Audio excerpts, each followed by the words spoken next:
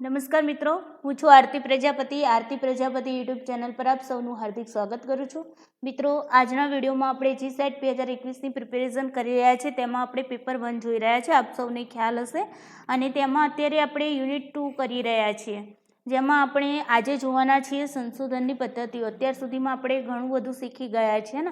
અડધું રિસર્ચ તમારું મોટા ભાગનું પતી ગયું છે. થોડુંક જ લગભગ આઈ થિંક 30% જેટલું તમારું રિસર્ચ હવે બાકી રહ્યું છે. એ લગભગ 10 દિવસમાં તમારું પૂરું થઈ જશે. ઓકે, તો તમારો આખો યુનિટ 10 દિવસમાં કમ્પ્લીટ થઈ જવાનો છે. સંશોધનની પદ્ધતિઓ જોઈએ મિત્રો, તો તેમાં આજે આપણે જે સંશોધનની પદ્ધતિ જોવાના છે એ મોસ્ટ ઇમ્પોર્ટન્ટ પદ્ધતિ છે, ઐતિહાસિક સંશોધન પદ્ધતિ. બાકીની જે બધી પદ્ધતિઓ છે એ આપણે રિસર્ચની અંદર જ્યારે ટાઈપ્સ બનાવ્યા હતા એ ટાઈપ્સની અંદર જ એનો સમાવેશ થઈ જાય છે, એટલે એટલી વિસ્તૃત નથી. જ્યારે તમારી ઐતિહાસિક સંશોધન પદ્ધતિ છે, હિસ્ટ્રીવાળા જે સ્ટુડન્ટ છે એમના માટે મોસ્ટ ઇમ્પોર્ટન્ટ છે, કારણ કે હિસ્ટ્રી સબ્જેક્ટમાં જે આખી મેથડ આવે છે, આખું રિસર્ચ આવે છે હિસ્ટોરિકલ, એ આખું અલગ પ્રકારથી થતું હોય છે. કે જનરલ જે રીતે આપણે રિસર્ચ થતું હોય છે, જે સ્ટેપ હોય છે એ પ્રમાણેના બધા સ્ટેપ ત્યાં ફોલો થતા નથી હોતા. એટલા માટે અહીંયા આ જે ઐતિહાસિક સંશોધન પદ્ધતિ છે તેને આપણે એક જ વિડીયોમાં વિસ્તૃતમાં જોવાના છે, જેથી કરીને હિસ્ટ્રીવાળા જે પણ સ્ટુડન્ટ છે તે લોકોને ક્યાંય પણ તકલીફ ન પડે. તો ચાલો મિત્રો, ટોપિક ઉપર જતાં પહેલાં આપ સૌની વિનંતી છે કે વિડીયોને મિત્રો લાઇક કરતા રહો, તમારા મિત્રો સુધી તેને વધુમાં વધુ શેર કરજો. અને જો તમે હજુ સુધી આ ચેનલને સબસ્ક્રાઈબ ન કરી હોય તો સબસ્ક્રાઈબ કરી લેજો, જેથી કરીને આ ચેનલ ઉપર જે પણ વિડીયોઝ મુકાઈ રહ્યા છે તેની નોટિફિકેશન આપ સૌને સમયસર મળતી રહે. તો ચાલો મિત્રો જોઈએ, હિસ્ટોરિકલ રિસર્ચ મેથડ છે એના વિશે જાણતા પહેલાં આપણે સંશોધનની પદ્ધતિઓ વિશે જાણીએ. સૌથી પહેલાં મિત્રો એ જણાવી દઉં કે સંશોધન પદ્ધતિઓ છે શું. ઓકે, તો આપણે જોયું કે શરૂઆતમાં આપણે સમસ્યાને આપણે આઈડેન્ટિફાઈ કરીએ છીએ, સમસ્યા શોધીએ છીએ, તેમાંથી પ્રશ્નો કાઢીએ છીએ, તેમાંથી પેટા શીર્ષકો નીકાળીએ છીએ, ત્યારબાદ મેન શીર્ષક નીકાળીએ છીએ. ઓકે, ત્યારબાદ આપણે તેનું રિવ્યૂ રિલેટેડ લિટરેચર કરીએ છીએ, એટલે કે સંદર્ભ સાહિત્યની આપણે સમીક્ષા કરીએ છીએ. એના પછી આપણે હેતુઓનું નિર્માણ કરીએ છીએ. હેતુઓનું નિર્ધારણ કર્યા બાદ આપણે ત્યાં વેરિયેબલ જે હોય છે તે આઈડેન્ટિફાઈ કરીએ છીએ, એટલે કે તે વેરિયેબલને ઓળખીએ છીએ. આપણા જે ટોપિક છે તેમાં કયા કયા પ્રકારના વેરિયેબલ છે તેને આપણે આઈડેન્ટિફાઈ કરીએ છીએ. વેરિયેબલ આઈડેન્ટિફાઈ થયા બાદ તમારી હાઇપોથિસિસની તમારે રચના કરવી પડતી હોય છે. તો હાઇપોથિસિસમાં પણ ઘણા બધા પ્રકારની હાઇપોથિસિસ હોય છે. તેમાં મોસ્ટલી આપણે નલ હાઇપોથિસિસ અને અલ્ટરનેટિવ હાઇપોથિસિસ બનાવતા હોઈએ છીએ અને ચેક આપણે કરતા હોઈએ છીએ નલ હાઇપોથિસિસ. ઓકે, તો નલ હાઇપોથિસિસનું ટેસ્ટિંગ તો તમારું ડાટા એનાલિસિસમાં આવે છે, પરંતુ જ્યારે નલ હાઇપોથિસિસ તમે બનાવો છો, મતલબ કે તમે હાઇપોથિસિસની રચના ક્યારે કરશો? વેરિયેબલ આઈડેન્ટિફાઈ થઈ ગયા બાદ કરશો. અને જ્યારે તમારી હાઇપોથિસિસ કમ્પ્લીટ થઈ જાય છે, એટલે કે તેની રચના થઈ જાય છે, ત્યારબાદ આપણે શું કરવાનું હોય છે? ત્યારબાદ આપણે રિસર્ચ ડિઝાઇન બનાવવાની હોય છે. અને આ જ રિસર્ચ ડિઝાઇનની અંદર આપણે સેમ્પલ લેવાના હોય છે, સેમ્પલિંગની પ્રોસેસ કરવાની હોય છે, વેરિયેબલને તેના લેવલમાં એટલે કે ફેક્ટરમાં તેને ડિવાઈડ કરવાના હોય છે. પછી ત્યાં આપણે મેથડ પણ યુઝ કરવાની હોય છે, ચૂઝ કરવાની હોય છે કે કઈ મેથડ દ્વારા આપણે ડાટા કલેક્ટ કરશું. પછી ત્યારબાદ મેથડ નક્કી થઈ ગયા બાદ આપણે ત્યાં ટૂલ્સ નક્કી કરતા હોઈએ છીએ કે કયા ટૂલ્સના માધ્યમથી આપણે ડાટાને કલેક્ટ કરીશું. તો અત્યાર સુધી આપણે છેલ્લે સુધી સેમ્પલ સુધી આવ્યા હતા કે સેમ્પલિંગ કેવી રીતે કરવું, સેમ્પલ સાઇઝ કેવી રીતે લેવામાં આવે છે, કેટલી લેવામાં આવે છે, કયા ફોર્મ્યુલા યુઝ થાય છે. ઓકે, તો આ બધી અને સેમ્પલમાં જે એરર આવે છે તે એરરને આપણે કેવી રીતે દૂર કરી શકીએ છીએ, આ તમામ બાબતો અત્યાર સુધી આપણે ભણી ગયા. હવે આજે આપણે મેથડ કરવાના છે, રિસર્ચ મેથડ. એમાં અત્યારે આપણે જોઈએ તો રિસર્ચ મેથડ તમારી 3 પ્રકારે જોવા મળતી હોય છે. એક તો તમારા પાસ્ટના આધારે, એટલે કે અમુક રિસર્ચ મેથડ એવી હોય છે કે જે કેવી હોય છે કે પાસ્ટના આધારે આપણે તેના ઉપર શું કરતા હોઈએ છીએ? રિસર્ચ કરતા હોઈએ છીએ. બીજી છે તમારી પ્રેઝન્ટ એટલે કે વર્તમાનમાં, પાસ્ટ મતલબ ભૂતકાળના જે પણ ઘટનાઓ છે, ઓકે, જે પણ બનાવો છે તેના આધાર ઉપર આપણે એનો આધાર લઈ અને આપણે રિસર્ચ કરતા હોઈએ છીએ. તો એ તમારું પાસ્ટમાં જતું રહે છે. બીજું છે પ્રેઝન્ટ, મતલબ કે તમારું વર્તમાન. તો વર્તમાનમાં જે પણ સિચ્યુએશન ચાલી રહી છે, જે પણ સમસ્યા છે, એના ઉપર જ્યારે આપણે રિસર્ચ કરતા હોઈએ છીએ તો તમારું પ્રેઝન્ટમાં જતું રહેશે. ફ્યુચરમાં આપણે કંઈ આગાહી કરવી હોય કે ભાઈ આવું થઈ શકે છે, આવું થઈ શકે છે, કે તો ફ્યુચર મતલબ કે ભવિષ્ય. તો ભવિષ્યની જે ચિંતા કરીએ છીએ, ભવિષ્યના જે આપણને ખબર છે કે ચલો ભવિષ્યમાં આ સમસ્યા ઊભી થશે, તો આ સમસ્યાને દૂર કરવા માટે આપણે શું કરવું પડે, તો તેના ઉપર તમે રિસર્ચ કરો કે ભાઈ આવી સમસ્યા આવવાની તૈયારી છે અને આ સમસ્યાને દૂર કરવા માટે આપણે આ ઉપાયો આ રીતે કરવા પડે, હે ને. તો એ તમારું ફ્યુચરમાં જતું રહેશે. તો મતલબ કે તમારી જે મેથડ છે, રિસર્ચ મેથડ, સંશોધન પદ્ધતિને આપણે રિસર્ચ મેથડ કહીએ છીએ. Okay, research method. તો રિસર્ચ મેથડ જે તમારી છે એ રિસર્ચ મેથડને તમે 3 ભાગમાં ડિવાઈડ કરી શકો છો. એક તો તમારું પાસ્ટના આધારે, એક તમારું પ્રેઝન્ટના આધારે અને એક તમારું ફ્યુચરના આધારે. હવે જોઈએ પાસ્ટમાં કઈ પદ્ધતિ યુઝ કરી શકાય. તો પાસ્ટમાં તમને ખ્યાલ હશે કે તમને આપણે જ્યારે રિસર્ચના પ્રકારો જાણીએ ત્યારે મેં વાત કરી હતી કે જ્યારે ઐતિહાસિક સંશોધન હોય છે, ઓકે, તો ઐતિહાસિક સંશોધન તમારું ભૂતકાળને લગતું હોય. ભૂતકાળમાં જે ઘટનાઓ બનાવો બની હોય એના આધારે. હવે ભૂતકાળમાં મતલબ કે બહુ જૂની ઘટનાઓ હોય, બહુ જ પુરાની ઘટનાઓ આપણે કહીએ, બહુ જૂની ઘટનાઓ, એવી ઘટનાઓને આપણે ભૂતકાળમાં સંમેલિત કરીશું. એવું નહીં કે ભાઈ ચલો કાલે આગ લાગી તો આપણે તેને ભૂતકાળમાં નાખી દઈશું. તો એ આગ લાગ્યા પછીની જે તમે એના ઉપર જે રિસર્ચ કરો છો એ તમારું એક્સપોસ્ટ ફેક્ટો થઈ જશે. ઓકે, તો એવી તુરંતની આપણે ઘટનાઓને નથી લેતા. અહીંયા બહુ જૂના સમયની જે ઘટનાઓ છે એને આપણે ઇતિહાસ તો એને જ કહેવાય ને, પહેલાં હતું, પહેલાં આવી બનાવ બની ગયો હતો, હે ને. તો એ ઇતિહાસના આપણે જૂની ઘટનાઓને લઈએ છીએ. આ ખાસ યાદ રાખજો. હિસ્ટ્રીના જે પણ વિદ્યાર્થીઓ છે તેઓ પણ ખાસ ધ્યાન રાખે. અને આપણે પેપર 1માં પણ આને લગતા ક્વેશ્ચન પૂછાતા હોય છે, એટલે આપણે એવું નથી સમજવાનું કે ફક્ત આ ઇતિહાસવાળા માટે જ છે, આપણા માટે પણ છે. ઓકે, તો ઐતિહાસિક સંશોધન પદ્ધતિ છે તમારી પાસ્ટને લગતી હશે. ત્યારબાદ જોઈએ પ્રેઝન્ટમાં તમારી વર્ણનાત્મક આવશે અને ફ્યુચરમાં તમારી પ્રાયોગિક આવશે. હવે જો ઐતિહાસિક સંશોધન પદ્ધતિના કોઈ પાર્ટ નથી. જ્યારે વર્ણનાત્મક સંશોધન પદ્ધતિ છે, ડિસ્ક્રિપ્ટિવ રિસર્ચ મેથડ જેને કહેવામાં આવે છે, તો આ જે રિસર્ચ મેથડ છે તેના ઘણા બધા પ્રકારો આપણને જોવા મળશે. તો અહીંયા જુઓ, અહીંયા 5 પ્રકારો જોવા મળે છે. એક તો તમારી સર્વેક્ષણ પદ્ધતિ, વિષય વસ્તુ પૃથ્થકરણ પદ્ધતિ, સંબંધાત્મક પદ્ધતિ, વિકાસાત્મક પદ્ધતિ અને ઇથ્નોગ્રાફિક સંશોધન પદ્ધતિ.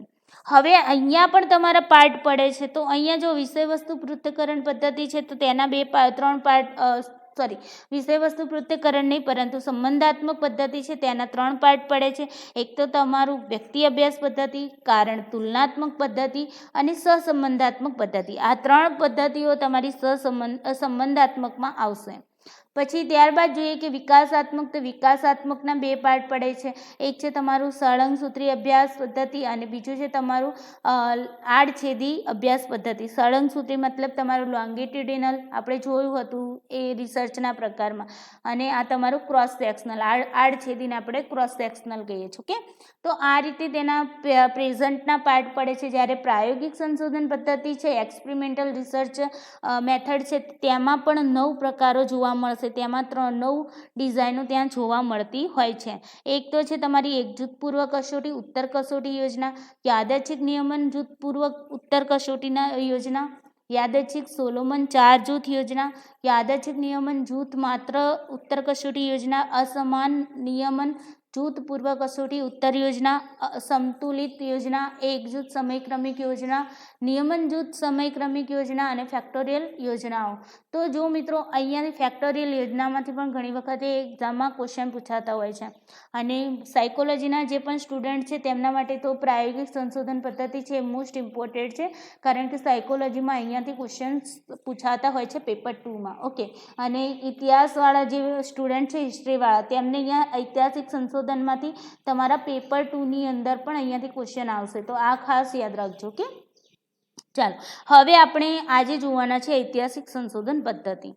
તો સૌથી પહેલાં જોઈએ કે ઐતિહાસિક સંશોધન પદ્ધતિ કોને કહેવામાં આવે છે, હિસ્ટોરિકલ રિસર્ચ મેથડ કોને કહેવામાં આવે છે. તો ઐતિહાસિક સંશોધન એટલે ભૂતકાળમાં બનેલી ઘટનાઓ કે બનાવોનું આધારભૂત પુરાવો સાથેનું યથાર્થ રીતે અર્થઘટન કરવાની પદ્ધતિ.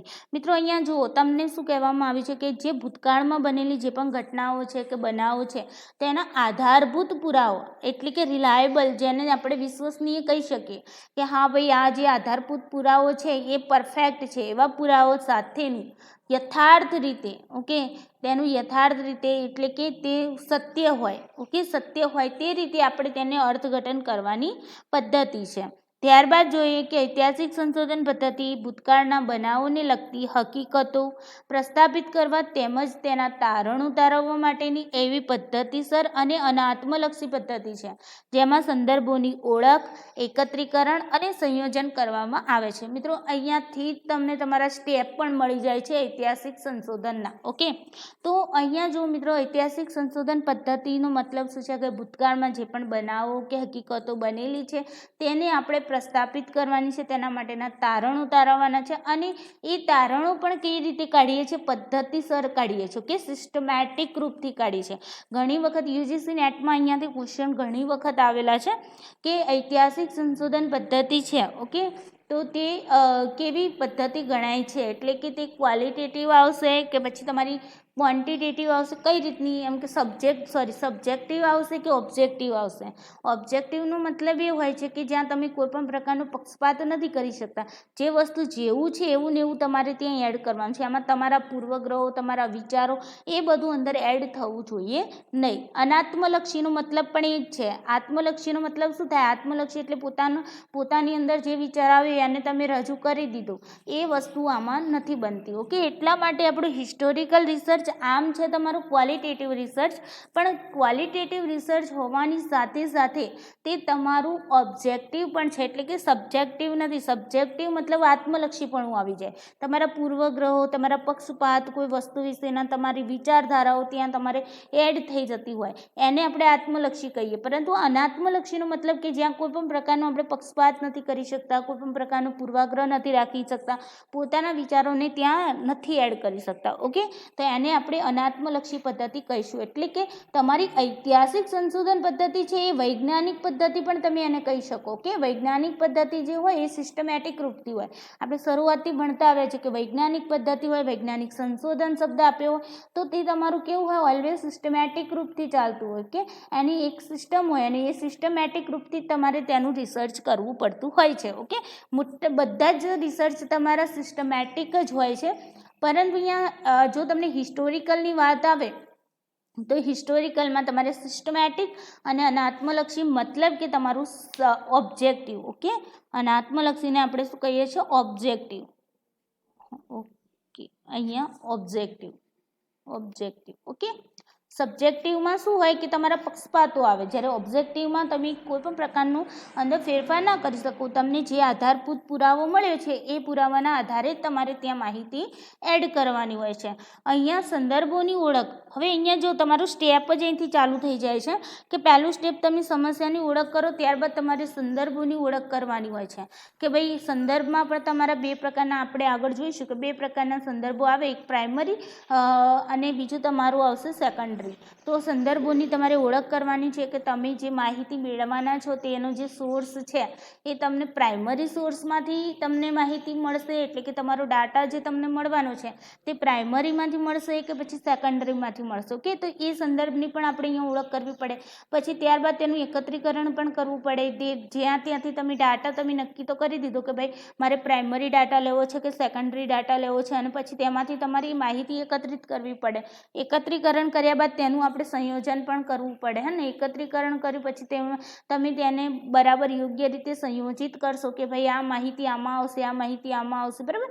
એ રીતે તમે એને વ્યવસ્થિત રીતે સંયોજિત કરશો અને એ સંયોજિત કર્યા બાદ તમે ત્યાં અર્થઘટન પૃથ્થકરણ કરો છો અને પછી તમે ત્યાં કંઈક કન્ક્લુઝન નીકાળો છો, રિઝલ્ટ એટલે કે પરિણામ જાહેર કરો છો. ઓકે, તો ભૂતકાળની પછી ત્યારબાદ જોઈએ કે ભૂતકાળની બાબતોનો અભ્યાસ થાય છે. તો આપણે અહીંયા જોઈ લીધું ઇતિહાસના વિષય વસ્તુના અભ્યાસની સાથે સાથે કોઈપણ વિદ્યાશાખા અંગેની ભૂતપૂર્વ ઘટનાઓના અર્થઘટન અને વિધાયનીયતા નક્કી કરવાનો સમાવેશ પણ થાય છે. એવું જરૂરી નથી કે આની અંદર જે પણ કન્ટેન્ટ તમે રાખો છો એ કન્ટેન્ટ તમારું માત્ર હિસ્ટ્રીનું જ હોય. ઓકે, એટલે કે ઇતિહાસને લગતું જ હોય. ઇતિહાસની અંદર બધા જ વિષયોનો ઇતિહાસ આવી જાય. હે ને, શિક્ષણને લગતો ઇતિહાસ આવી જાય, રાજકારણને લગતો તમારો ઇતિહાસ ઇતિહાસ આવી જાય, સમાજને લગતો ઇતિહાસ આવી જાય. તો ઇતિહાસ પણ તમારા ઘણા બધા પ્રકારના હોય છે. એટલે મતલબ એવું નહીં કે માત્ર તમારે ઇતિહાસનું જ વિષય વસ્તુ તેમાં આવી જાય. કોઈ વિદ્યા શાખા હોય, માની લો કે તમે મનોવિજ્ઞાન ઉપર તમારે કરવું હોય તો તમે મનોવિજ્ઞાનને પણ તમે એનો જે ઇતિહાસ છે એના આધારે તમે ત્યાં શું કરી શકો, રિસર્ચ કરી શકો, હિસ્ટોરિકલ રિસર્ચ. ઓકે, તો ઘણા મિત્રોને એવું મનમાં હોય કે ભાઈ ઇતિહાસ વિષય જેનું હોય એટલે કે મતલબ કે જેનું હિસ્ટ્રી વિષય હોય, હિસ્ટ્રીવાળા જ માત્ર અહીંયા હિસ્ટોરિકલ રિસર્ચ મેથડ યુઝ કરી શકે. ના, એવું ના હોય. સાયકોલોજીવાળા પણ યુઝ કરી શકે, સાયન્સવાળા પણ કરી શકે, મેથેમેટિક્સવાળા પણ કરી શકે. એમના જે તે વિદ્યા શાખા છે, તેનું જે પણ વિભાગ છે, તેના જે તે વિષય વસ્તુ છે, તેનું જે ઇતિહાસ હોય એના ઉપર આપણે અહીંયા રિસર્ચ કરી શકતા હોય. જેમ કે માની લો કે કોઈ મંદિર છે તો મંદિરનો પણ કંઈ ઇતિહાસ હોય તો તેના ઉપર પણ તમે રિસર્ચ કરી શકો છો. ઓકે, કોઈ શાળા છે ઘણા વર્ષોથી ચાલે છે તો એની જે પરંપરા એક જ સરખી પરંપરા ચાલી આવતી હોય અથવા તો એ શાળાઓમાં ક્યાંય ના ક્યાંય એવું પણ બન્યું હોય, જેમ કે તમે હિસ્ટ્રીમાં ભણ્યા હશો કે અકબર વખતનું શાસન કેવું હતું, શાહજહાં વખતનું શાસન કેવું હતું, હે ને, અને ઔરંગઝેબ વખતે શાસન કેવું હતું. તો એવી રીતે કોઈ સંસ્થા હોય તો કોઈ સંસ્થાને પણ એવી રીતે ચઢાવ ઉતાર આવ્યા હોય તો એને પણ તમે હિસ્ટોરિકલ રિસર્ચ મેથડમાં યુઝ કરી શકો છો. એમાં પણ તમે હિસ્ટોરિકલ રિસર્ચ કરી શકો છો અને ત્યાં પણ તમે આ મેથડનો યુઝ કરી શકો છો. ત્યારબાદ જોઈએ કે કોઈ પણ સત્ય માટેના ભૂતકાળના બનાવોની ઝીણવટભરી વિગતો પૂરી પાડે છે. ઐતિહાસિક સંશોધન પદ્ધતિ દ્વારા જ્યારે તમે રિસર્ચ કરો છો તો એ તમને ભૂતકાળના જે પણ બનાવો બન્યા છે તેને આપણને ઝીણવટભરી એટલે કે તમને એકદમ ગહેન આપણે કહીએ ને, એકદમ ઝીણવટભર્યો આપણે ત્યાં અભ્યાસ કરવામાં આવતો, ડીપલી, જેને આપણે ડીપલી કહીએ ને, ડીપલી અહીંયા સ્ટડી કરવામાં આવતી હોય છે અને સ્ટડી કરી અને વિગતો પૂરી પાડવામાં આવતી હોય છે.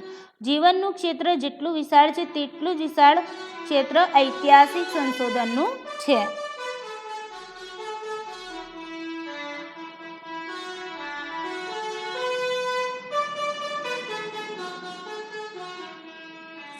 સોરી મિત્રો, જીવનનું ક્ષેત્ર જેટલું વિશાળ છે તેટલું જ વિશાળ ક્ષેત્ર તમારા ઐતિહાસિક સંશોધનનું છે. આપણા જીવનનું ક્ષેત્ર જેટલું વિશાળ છે, તમે જુઓ છો કે આપણા જીવનમાં કંઈક નાનું એવું આપણું એક ક્ષેત્ર નથી, તેનું ક્ષેત્ર પણ કેવું છે, બહુ જ વિશાળ છે.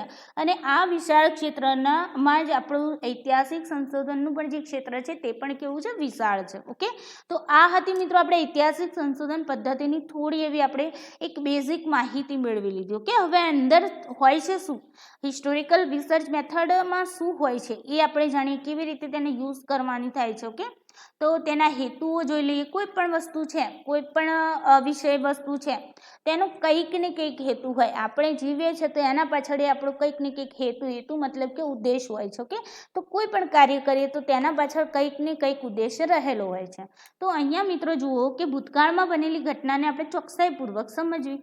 ભૂતકાળમાં તમને ખ્યાલ હશે કે આપણને જ્યારે આપણે ભણીએ છીએ ને ત્યારે આપણે હિસ્ટ્રી વિષય કેમ આવે છે ભાઈ, હિસ્ટોરી વિશે તમને ખ્યાલ હશે કે સ્ટાન્ડર્ડ 6થી સ્ટાર્ટ થઈ જાય છે. તો સ્ટાન્ડર્ડ 6થી જો હિસ્ટ્રી સ્ટાર્ટ થતું હોય અને તમારે 12મા ધોરણ સુધી તેને ભણવું પડતું હોય છે, મોટાભાગે 12મા સુધી ના રાખીએ તો 10મા સુધી તો તમારે કમ્પલસરી ભણવું પડતું હોય છે હિસ્ટ્રી, હે ને. તો હિસ્ટ્રી ભણવા પાછળનું કારણ શું છે, તો ભૂતકાળમાં જે પણ ઘટનાઓ ઘટી છે, જે પણ યુદ્ધો થયા છે, જે પણ ભૂલો રાજા મહારાજાઓએ કરી છે, તો એમાંથી આપણે કંઈક શીખીએ છીએ. ભૂતકાળમાં માની લો કોઈ રાજાએ કોઈ ભૂલ કરી હોય તો આપણને ઇતિહાસ ખબર હોય તો આપણને ખ્યાલ આવે કે ભાઈ આપણે ભવિષ્યમાં આવી ભૂલ નથી કરવાની, હે ને. જો કોઈ સારું એવું કાર્ય ભૂતકાળમાં કોઈ રાજા મહારાજાએ કર્યું હોય, ઓકે, તો આપણને અહીંયા સમજાય કે ભાઈ જો એ સમયમાં એ લોકોએ આટલું સારું કાર્ય કર્યું હતું તો આપણે પણ આવું કંઈક કાર્ય કરવું જોઈએ. એટલે કે ભૂતકાળમાં જે ઘટનાઓ ઘટી છે, બનાવો બન્યા છે, જે પણ કંઈ થયું છે તેમાંથી આપણે શું કરીએ છીએ, કંઈક ને કંઈક સારું જાણવા મળતું હોય છે ને એના આધારે આપણે આપણા આગળના જે ભવિષ્યને પણ સારું બનાવી શકતા હોઈએ છીએ. એટલે કે ભૂતકાળમાં બનેલી ઘટનાને આપણે ચોકસાઈ ઊંડાઈપૂર્વક સમજી શકીએ છીએ. ત્યારબાદ વર્તમાન સમયની ઘટનાઓની તપાસવા માટે ભૂતકાળની ઘટનાઓનો અભ્યાસ થાય છે. મેં હાલ જ કહ્યું ને કે પહેલાંના સમયમાં કેવી સ્થિતિ હતી, અત્યારે કેવી સ્થિતિ છે, હજુ આપણે ક્યાં કેટલે પહોંચ્યા છીએ, કેટલું કાર્ય કરવાનું બાકી છે, તો આ બધું જ આપણને ભૂતકાળના આધારે ખબર પડી જાય. તેની કમ્પેર કરો તમે ભૂતકાળની ઘટનાઓને અને વર્તમાનની ઘટનાઓને. જો તમે કમ્પેર કરશો તો તમને ખ્યાલ આવી જશે કે ભાઈ જુઓ, આપણે ભૂતકાળમાં માની લો કે કોઈ સમાજની વાત કરી તો પહેલાંના સમાજમાં તમને ખ્યાલ હશે કે ભાઈ સતી પ્રથાનો કાયદો ને પછી બાળ વિવાહ, જે અત્યારના સમયમાં બધું સુધરી ગયું છે. અત્યારના સમયમાં તેમાં ઘણું બધું પરિવર્તન આવી ગયું છે, હે ને. તો આપણે ભૂતકાળમાંથી કંઈ શીખ્યા કે ભાઈ જો ભૂતકાળમાં સતી પ્રથાનો આવો કાયદો હતો, જ્યાં પતિ મૃત્યુ પામે એટલે સ્ત્રી વિધવા થાય એટલે તેને સતી બનાવવામાં આવે અને તેને પતિના ચિતાની સાથે સાથે તેને પણ બાળી નાખવામાં આવતી હતી. તો આપણે આ ઇતિહાસ દ્વારા જાણ્યું અને આપણને એમ થયું કે નહીં, અહીંયા તો પરિવર્તન કરવું જોઈએ, આવું તો ન હોવું જોઈએ, હે ને. તો આ વર્તમાન સમયની ઘટનાઓને જ્યારે આપણે તપાસવી હોય ત્યારે પણ ભૂતકાળની ઘટનાઓનો અભ્યાસ કરવામાં આવતો હોય છે કે ભૂતકાળમાં કેટલે શું કામ કર્યું હતું ને વર્તમાનમાં શું કામ કરવાની જરૂર છે. ત્યારબાદ ભવિષ્યમાં આકાર લેનારી સંભવિત પરિસ્થિતિઓ વિશે અનુમાન કરવા માટે ભૂતકાળની પરિસ્થિતિઓની તપાસવી પડે છે. ભવિષ્યમાં આપણે કંઈક વિચારવું હોય કે ભાઈ આપણે જો પહેલાંના સમયમાં એ લોકોએ આ ભૂલ કરી હતી તો હવે ભવિષ્યમાં આવી ભૂલ ન થવી જોઈએ, એના માટે પણ તમે અહીંયા તમને એક અનુમાન મળી રહે છે, તમને એક ખ્યાલ આવે છે કે જેમ કે માની લો એક્ઝામ્પલ તરીકે લઈએ કે ભાઈ પહેલાંના સમયમાં જે છોકરીઓને ને એમને શિક્ષણમાં બહુ પછાત કરવામાં આવ્યા હતા ને, તો આપણને ખબર છે કે જ્યાં સ્ત્રી શિક્ષણ ઓછું છે તેના કારણે ઘણું બધું વેઠવું પડે છે. તો ભવિષ્યમાં આપણે પ્રી પ્લાનિંગ કરી શકીએ કે ભાઈ હવે આપણે સ્ત્રીઓને આગળ લાવવા માટે આ કાર્યો કરવા જોઈએ, હે ને. તો શું છે કે મતલબ કે તમે જો અહીંયા એક વસ્તુ મેં તમને રિસર્ચના ટાઈપ્સ ભણાવ્યા ત્યારે હિસ્ટોરિકલ રિસર્ચમાં એ જ ભણાવ્યું હતું કે આપણે જે અભ્યાસ કરીએ છીએ, ઓકે, હિસ્ટોરિકલ રિસર્ચમાં જે અભ્યાસ કરીએ છીએ એ અભ્યાસ કોનો કરીએ છીએ તો ભૂતકાળમાં બનેલી ઘટનાનો કરીએ છીએ, ઓકે. અભ્યાસ કોનો કરીએ છીએ? ભૂતકાળમાં બનેલી ઘટનાનો. અને આપણે અભ્યાસ ક્યાં કરીએ છીએ? અભ્યાસ ક્યાં કરીએ છીએ તો વર્તમાનમાં કરીએ છીએ. અભ્યાસ ક્યાં કરીએ છીએ? વર્તમાનમાં કરીએ છીએ. જો અભ્યાસ કોનો કરીએ છીએ, અહીંયા તમારે એ સમજવાનું છે. અભ્યાસ કોનો કરીએ છીએ? ભૂતકાળનો કરીએ છીએ. અભ્યાસ ક્યાં કરીએ છીએ? વર્તમાનમાં કરીએ છીએ, ઓકે. અને તેનું રિઝલ્ટ આપણને મળે છે, તે રિઝલ્ટ તમને રિઝલ્ટ કયું મળે છે? પરિણામ શામાં મળે છે? પરિણામ તમને શું સૂચવશે? મતલબ કે તમારા ભવિષ્યકાળનું તમને સૂચવશે, ઓકે. ભવિષ્યમાં તમારે આ કાર્ય કરવું જોઈએ તેવી તમને એક સૂચિત કરશે. તો કોનો અભ્યાસ કરીએ? ભૂતકાળમાં બનેલી ઘટનાનો. ક્યાં આગળ? તો વર્તમાનમાં કરીએ છીએ. અને પરિણામ જે મળશે તેનો લાભ કોને થશે? તો ભવિષ્યમાં થશે, ઓકે. તો આ ત્રણેય કાળનો અહીંયા સમાવેશ થઈ જતો હોય છે તમારું હિસ્ટોરિકલ રિસર્ચમાં. તો કદાચ ભવિષ્યમાં કદાચ તમને આવો કોઈ હિસ્ટોરિકલ રિસર્ચ, ઓકે, કદાચ ભવિષ્યમાં તમને અહીંયા કંઈ એવો ક્વેશ્ચન પૂછાઈ જાય કે ભાઈ એવું કયું રિસર્ચ છે અથવા તો કઈ રિસર્ચ મેથડ છે જ્યાં ત્રણેય કાળની અંદર જ્યાં ત્રણેય કાળનો સમાવેશ થઈ જતો હોય છે, તો તમારા ત્રણ કાળનો સમાવેશ હિસ્ટોરિકલ રિસર્ચમાં થઈ જતો હોય છે, ઓકે. ચાલો, આ તેનો ઉદ્દેશ છે. ત્યારબાદ જોઈએ ઐતિહાસિક સંશોધન પદ્ધતિના સોપાનો વિશે.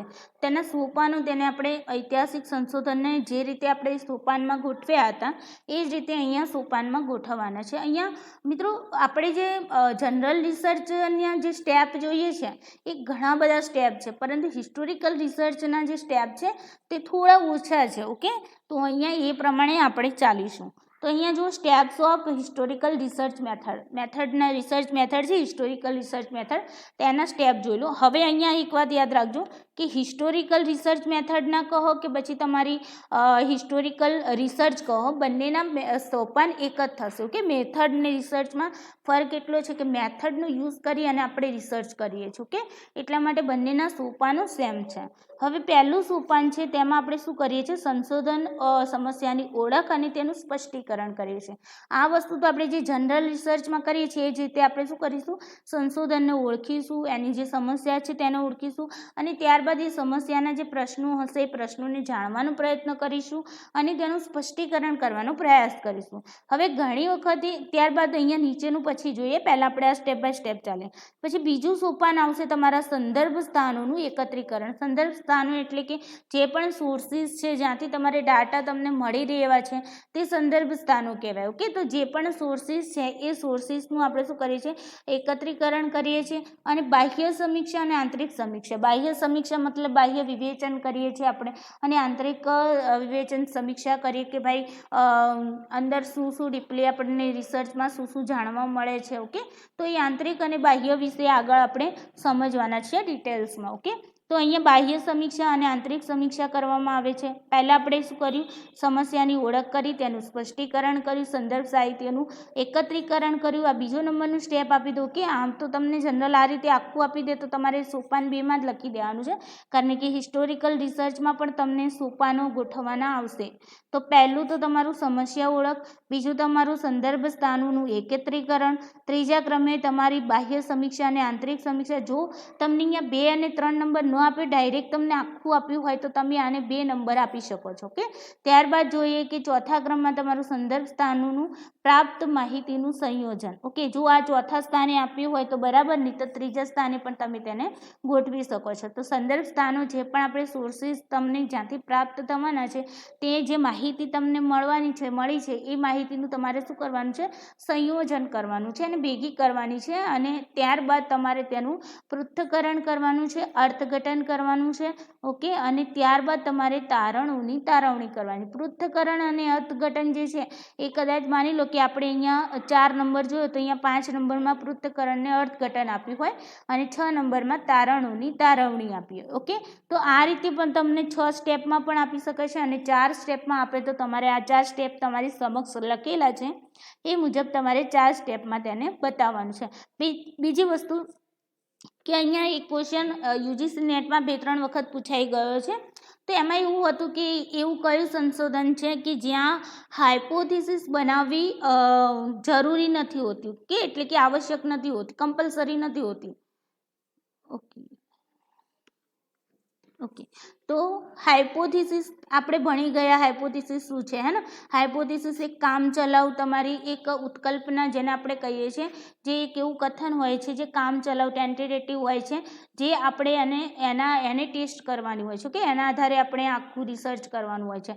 તો એવું કયો રિસર્ચ છે, એવું કઈ સંશોધન પદ્ધતિ છે જ્યાં તમારે હાઇપોથિસિસ બનાવવી અનિવાર્ય નથી. ઓકે, અનિવાર્ય મતલબ કમ્પલસરી નથી.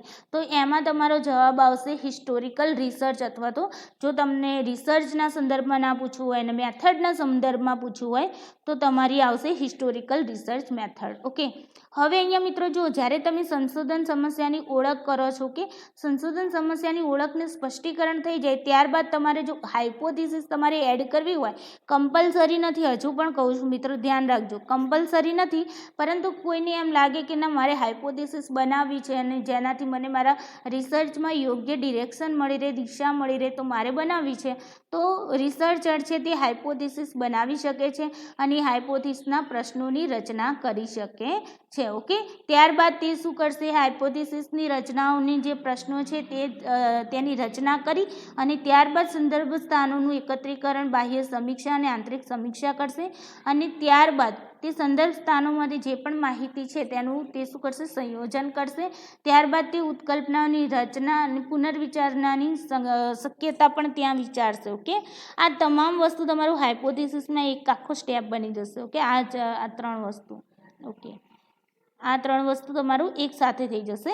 એટલે કે પ્રશ્નોની રચના કરી, પછી એ પ્રશ્નોને આપણે ચાલુ રહેવા દઈશું. આપણે જ્યારે અહીંયા સંદર્ભ સ્થાનોનું એકત્રીકરણ અને બાહ્ય સમીક્ષા કરશું તે સમયે પછી સંદર્ભ સ્થાનોમાંથી જે માહિતીને પ્રાપ્ત કરીએ છીએ ત્યારબાદ આપણે તેના ઉપર જે પણ હાઇપોથિસિસ આપણે અગાઉ બનાવી હતી તેને આપણે ફરીથી વિચારીશું કે ભાઈ જે માહિતી મળી છે શું એના આધારે મારી હાઇપોથિસિસ બરાબર બની હતી કે નથી બની. ઓકે, ત્યારબાદ આપણે પૃથ્થકરણ, અર્થઘટન કરવાનું કરીએ છીએ.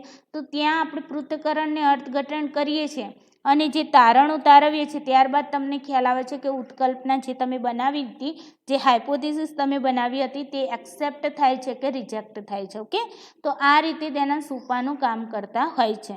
તો મિત્રો અહીંયા આઈ હોપ તમને હિસ્ટોરિકલ રિસર્ચ મેથડના જે સ્ટેપ છે એ પણ સમજાઈ ગયા હશે.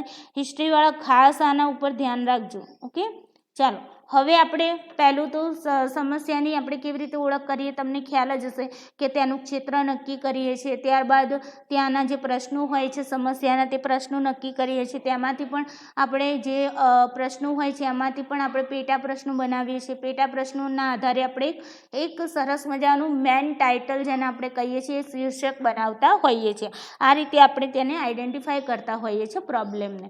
ત્યારબાદ આપણે શું કરીએ છીએ, સંદર્ભ સ્થાનોનું એકત્રીકરણ કરીએ છીએ, એટલે કે જે પણ સોર્સિસ છે ઓકે એ સોર્સિસનું આપણે શું કરીએ છીએ, એકત્રીકરણ કરીએ છીએ. તો તમને અહીંયા બે પ્રકારના સોર્સિસ જોવા મળે છે. અહીંયાથી ક્વેશ્ચન આવે છે મિત્રો, એટલે ખાસ યાદ રાખજો, જી સેટમાં પણ પૂછાયેલો છે. તો સંદર્ભ સ્થાનોના જે એકત્રીકરણ છે તે કોના આધારે થતું, તો બે પ્રકારના સોર્સિસ છે. એક છે તમારું પ્રાઇમરી સોર્સિસ અને બીજું છે તમારું સેકન્ડરી સોર્સિસ. પ્રાઇમરી સોર્સિસ છે તેના પણ બે પ્રકારો પડે છે. તો બે પ્રકારો કયા છે, એક તો સાવધ રીતે સભાન રીતે મેળવેલી માહિતી ઓકે, અને બીજી છે સામાન્ય અવસ્થામાં મેળવેલ વિગતો કે દસ્તાવેજો. તો આ બધા વિશે આપણે આગળ ભણવાના છે. ઓકે, હવે મિત્રો જોઈએ કે પ્રાઇમરી સોર્સિસ. તો પ્રાઇમરી સોર્સિસ તો પહેલાં કોને કહીશું, તો આપણે તમે જોયું હશે કે મેં એક વખત એ કહ્યું હતું કે પ્રાઇમરી ડાટા અને સેકન્ડરી ડાટા. તો પ્રાઇમરી ડાટા મિત્રો શું થશે, પ્રાઇમરી ડાટા મતલબ કે તમે પ્રત્યક્ષ રૂપે તે વ્યક્તિને અથવા તે બનાવને, તે ઘટનાને, જે કંઈ ઘટ્યું છે તેને તમે પ્રત્યક્ષ રૂપે જોયું છે. જેમ કે માની લો કે 1947માં આપણને આઝાદી મળી, તો એ સમયમાં આપણા દાદા દાદી હશે જે અત્યારે જીવિત હોય, તો એ દાદા દાદી છે એમણે 1947માં જે પણ થયું હશે તે તેમણે પ્રત્યક્ષ રૂપે જોયું હશે. તો એ વસ્તુ દાદા માટે કેવું થશે, એ વસ્તુ એમને પ્રાઇમરી ડાટા થશે.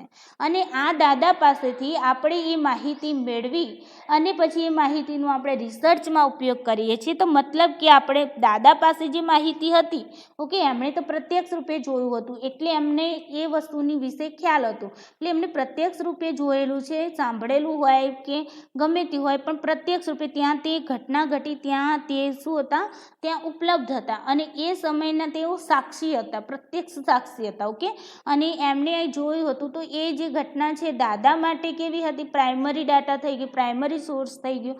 પરંતુ દાદા પાસેથી માહિતી મેળવી અને મેં રિસર્ચ કર્યું, મતલબ કે મેં અહીંયા શું કર્યું, મારા માટે એ વસ્તુ શું થઈ જશે, સેકન્ડરી રિસર્ચ થઈ જશે, સોર્સ થઈ જશે. ઓકે, સેકન્ડરી સોર્સ કહો અથવા તો સેકન્ડરી ડાટા કહો. તો ખ્યાલ આવે, પ્રાઇમરી ડાટા પ્રત્યક્ષ રૂપે જે તે ઘટના, બનાવ કે કોઈ પણ વસ્તુ હોય તેના આપણે પ્રત્યક્ષ સાક્ષી હોઈએ. જેમ કે માની લો કે કોરોનાનો અત્યારે કાળ ચાલી રહ્યો છે, તો આપણે પ્રત્યક્ષ રૂપે જોયું છે કોરોનામાં શું શું સિચ્યુએશન થઈ. હમણાં થોડા સમય પહેલાં તમને ખ્યાલ હશે, દોઢ મહિના પહેલાં કેવી સિચ્યુએશન હતી આપણા આખા ભારતમાં, કેવી સિચ્યુએશન હતી, ઓક્સિજન ખૂટી પડ્યો હતો હે ને. કોઈને પણ સહેજ પણ કોરોના હોય તો ઓક્સિજનના બાટલા ઉપર ચડાવતા. અત્યારે ઓક્સિજનની જરૂર એટલી બધી પડતી નથી. ઓકે, પણ એ સમયગાળો આપણે એકાદ દોઢ મહિનો જોયો કે ત્યાં લોકો ઓક્સિજન માટે રખડતા હતા. તો મતલબ કે અહીંયા શું થઈ ગયું કે આપણે એ ઘટનાના, એ બનાવના આપણે પ્રત્યક્ષ સાક્ષી છીએ. હવે માની લો કે 10 વર્ષ પછી આપણા બાળકો, અત્યારે માની લો કે નાના હોય, 1-2 વર્ષનું બાળક હોય ને, એ બાળક જ્યારે માની લો કે 10 વર્ષ પછી એ બાળક 12 કે 13 વર્ષનું થાય અને આપણને પૂછે, અને ક્યાંક ટીચર ભણાવતા હોય ને કે ભાઈ કોરોના વિશે આવું હતું, કોરોના કાળ આવ્યો હતો, તો એ કોરોના કાળના આપણે પ્રત્યક્ષ સાક્ષી છીએ. આપણા બાળકે એ સમયે નાનું હતું, એણે એ બધું જોયું નહોતું. ઓકે, બાળક આપણને પૂછે છે તો આપણે જે વસ્તુ જોયું છે, આપણી પાસે જે સોર્સિસ છે ઓકે, કોરોનાના જે પણ, એ આપણા માટે પ્રાઇમરી ડાટા છે. પરંતુ આપણે એ ડાટાને બાળકને આપીએ છીએ તો બાળક માટે એ જ ડાટા કેવા થઈ જશે, સેકન્ડરી બની જશે. એટલે એ સોર્સ બાળક માટે સેકન્ડરી બની જશે. ઓકે, તો એ રીતે અહીંયા તમારે પ્રાઇમરી સોર્સિસ અને સેકન્ડરી સોર્સિસની આપણે વાત કરી. પ્રાઇમરી સોર્સિસ છે એમાં બે પ્રકારે છે, સાવધ રીતે સભાન રીતે મેળવેલી માહિતી અને સામાન્ય અવસ્થામાં મેળવેલી વિગતો અથવા દસ્તાવેજો. હવે સાવધ રીતે સભાન રીતે મેળવેલી માહિતીમાં શું આવશે કે જ્યાં આ ભાગમાં છે ને મૌખિક લેખિત પુરાવાઓ હોય કે કોઈ પણ બનાવમાં ભાગ લેનાર કે તેને પ્રત્યક્ષ જોનાર વ્યક્તિ દ્વારા તે લેખો નોંધાયેલ. લેખિત અને મૌખિક અહીંયા યાદ રાખીશું આપણે. ઓકે, મોસ્ટલી અહીંયા તમે સાવધ રીતે સભાન રીતે જે માહિતી મેળવો છો તેમાં શું આવશે? લેખિત અને મૌખિક. ઓકે, લેખિત અને મૌખિક વસ્તુઓનો અહીંયા ઉલ્લેખ થશે. જ્યારે સામાન્ય અવસ્થામાં મેળવેલ જે વિગતો અથવા દસ્તાવેજો છે તો તેમાં કેવા આવશે? તેમાં અવશેષો આવશે, સ્મારકો આવશે. ઓકે, જે પણ અવશેષો મળી આવ્યા હશે અથવા તો જે પણ સ્મારકો હશે, સ્મૃતિ ચિહ્નો હશે, હે ને, તો આ બધી વસ્તુ તમારી શેમાં થઈ જશે? સામાન્ય અવસ્થામાં મેળવેલ વિગતો અથવા દસ્તાવેજોમાં આવશે. હવે આને ડીપલી ભણવાની જરૂર નથી, પરંતુ હિસ્ટ્રીવાળા મિત્રો ઘણા બધા છે, એમના કારણે આ ટોપિકને અહીંયા ડિટેલ્સમાં ભણાવો છો. ઓકે, તો સાવધ રીતે આપણે સભાન રીતે મેળવેલી માહિતીમાં લેખિત અને મૌખિક વસ્તુ આવશે. તો જુઓ અહીંયા બંધારણ કાં તો તમારું લેખિત હોય કાં તો મૌખિક હોય.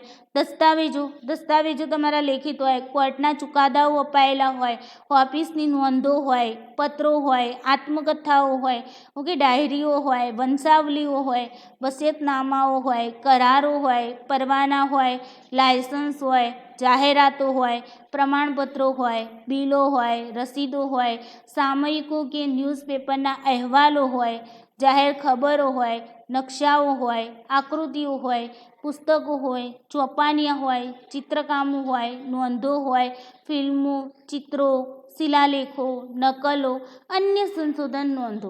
આ બધી જ વસ્તુ તમારી શેમાં આવશે? લેખિત મૌખિક વસ્તુમાં. એટલે કે આપણે આ બધી તમારી પ્રાઇમરી ડાટામાં જ છે. આ પણ પ્રાઇમરી ડાટામાં છે અને આ પણ પ્રાઇમરી ડાટામાં છે. બંને વસ્તુ કેવી છે? પ્રાઇમરી ડાટામાં જ આવશે, પરંતુ તેના પણ બે પ્રાઇમરી સોર્સમાં જ આવશે. પણ પ્રાઇમરી સોર્સિસના પણ બે પ્રકારો છે. કે તમારી પાસે લેખિત મૌખિક રૂપમાં તમારી પાસે કોઈ માહિતી હોય અથવા એટલે કે સોર્સિસ હોય, અથવા તો બીજું એ હોય કે તમારી પાસે અવશેષો, સ્મારકો, સ્મૃતિચિહ્નો, એના આધારે તમારી પાસે સોર્સિસ હોય. ઓકે, હવે અવશેષો, સ્મારકો, સ્મૃતિચિહ્નોના આધારે તમને ખ્યાલ આવી ગયા કે ખડકોમાંથી મળી આવેલા અવશેષો, જેમ કે માની લો કે હડપ્પીય સંસ્કૃતિના આપણે લોથલ છે, મોહેંજો-દડો છે, ધોળાવીરા અત્યારનું કરંટમાં જ કહી શકાય કે ધોળાવીરાને વર્લ્ડ હેરિટેજ સાઇટમાં મૂકવામાં આવી છે. તો તમારું કરંટમાં એ વસ્તુ તમારું પૂછાઈ શકે છે કે ભાઈ ગઈ વખતે રામસર મૂકાણું હતું, તો રામસર વિશે યુજીસી નેટમાં ક્વેશ્ચન પૂછાઈ ગયો હતો. વર્લ્ડ હેરિટેજ સાઇટમાં રામસરને મૂકવામાં આવ્યું હતું ત્યારે. તો અહીંયા તમને ધોળાવીરા વિશે પણ પૂછવાનું, તો ધોળાવીરા પણ તમારું શું છે?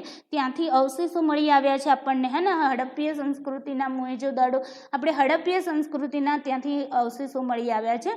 તો એ અવશેષો, પછી બીજા માનવના અવશેષો, લોથલમાં તમે જોયું હશે તો લોથલમાં એક તમને મળદું પણ મળી આવ્યું છે. ઓકે, પછી સાધનો છે, હથિયારો છે, શસ્ત્રો છે, ઘરગથ્થુ સાધનો છે, કપડાં મળી આવ્યા હોય, ભાષાઓ તમને જ્યાં લિપિઓ તમને મળી આવી હોય, સાહિત્યો મળી આવ્યા હોય, કલાઓ ત્યાંની મળી આવી હોય, જુદી જુદી જાતના રીત રિવાજો વિશે તમને ત્યાં માહિતી મળી આવી હોય.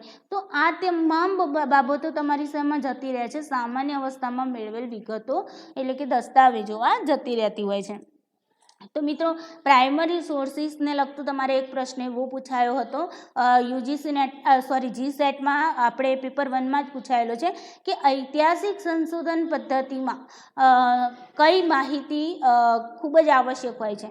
તો મિત્રો, ઐતિહાસિક સંશોધન પદ્ધતિ છે તેમાં તમારી પાસે પ્રાઇમરી સોર્સિસ હોવો ખૂબ જરૂરી છે. એટલે કે પ્રાઇમરી ડાટા જે છે, પ્રાથમિક માહિતી હોવી ખૂબ જરૂરી છે.